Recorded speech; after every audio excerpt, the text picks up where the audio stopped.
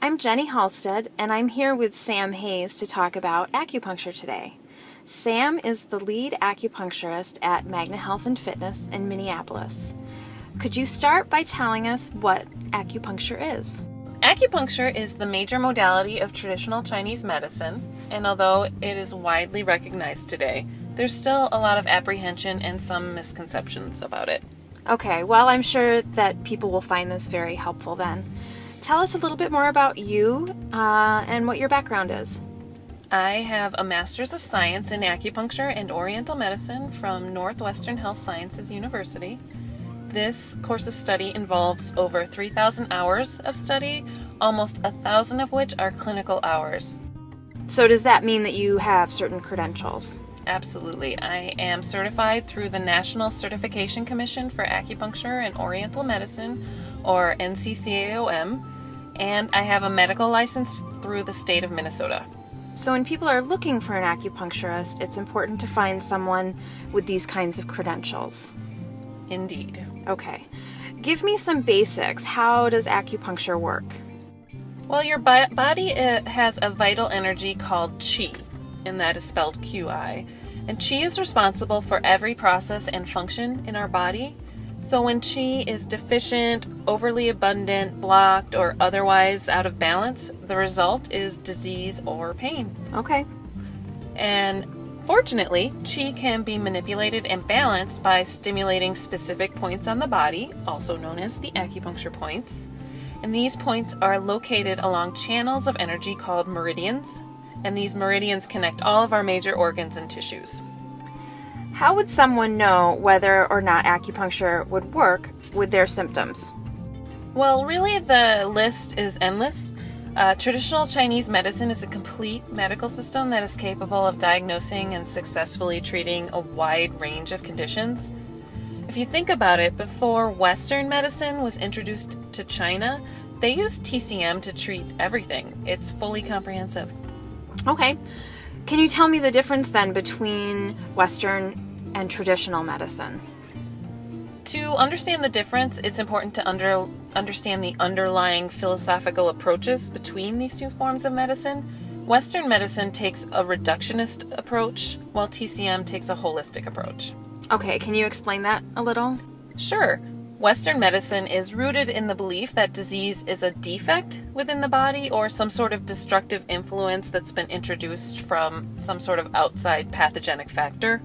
It uses reductionism as its major diagnostic tool to control the symptoms of a disease. Western medicine relies on clinical research to show cause and effect relationships between symptoms and disease and uses very specific diagnostic tests and treatments. And then the treatments, as you know, are often prescription medications or surgery aimed to help specific symptoms. Okay.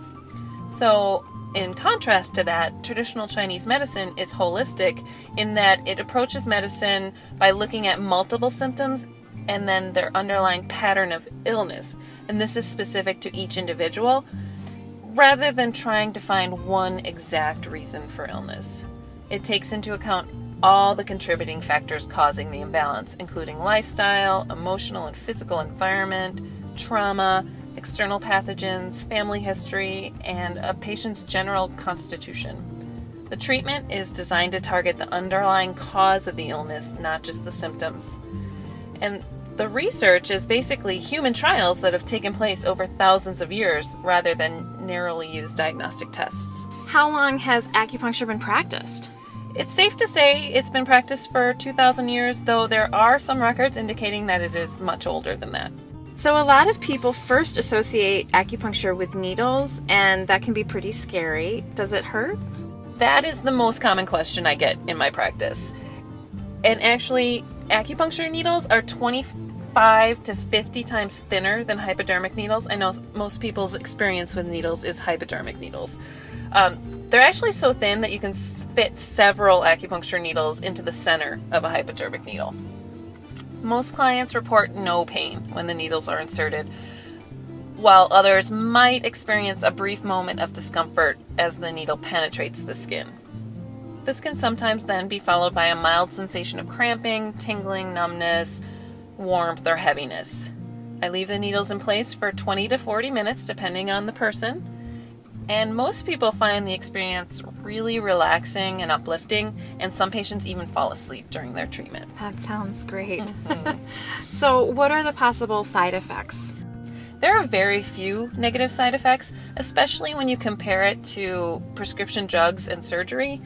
Like we said, there could be a stinging sensation at the insertion site and then maybe a dull ache. What I have found in my practice is that sometimes the original symptoms will worsen for a day or two after an acupuncture treatment, and I like to tell patients this is like poking the bear. Okay, so can you give me an example of what this is? Yeah, for example, if someone came to me with some sort of chronic pain condition like rheumatoid arthritis, when I treat the area with needles or some sort of stimulation, I'm bringing qi and blood to that area and causing microtraumas that initiate an immune response. So this can temporarily aggravate the condition. But what it really means is that the acupuncture is effective, and usually this worsening will resolve quickly and then show rapid improvement. Okay, so the side effects, say from pharmaceuticals, you have this huge long list if we think about the advertisements, of diarrhea, suicidal thoughts, and the warning label goes on and on and on before you actually might see any progress from the drug itself. Absolutely. There is nothing like that associated with acupuncture. Sometimes there will be some general changes in appetite, sleep, bowel or urination patterns, or some sort of emotional state, but these don't cause concern, and they're really just indicating that the acupuncture is starting to work. In my experience, any change is progress, even if you get a little worse before you get better.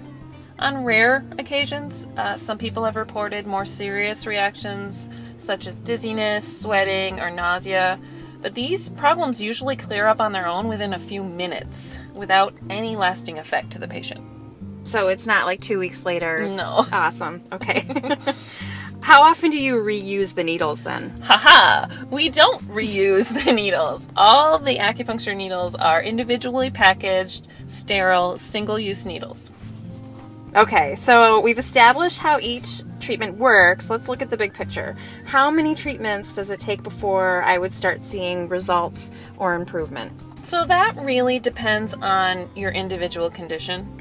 I generally recommend getting treated once or twice a week to start.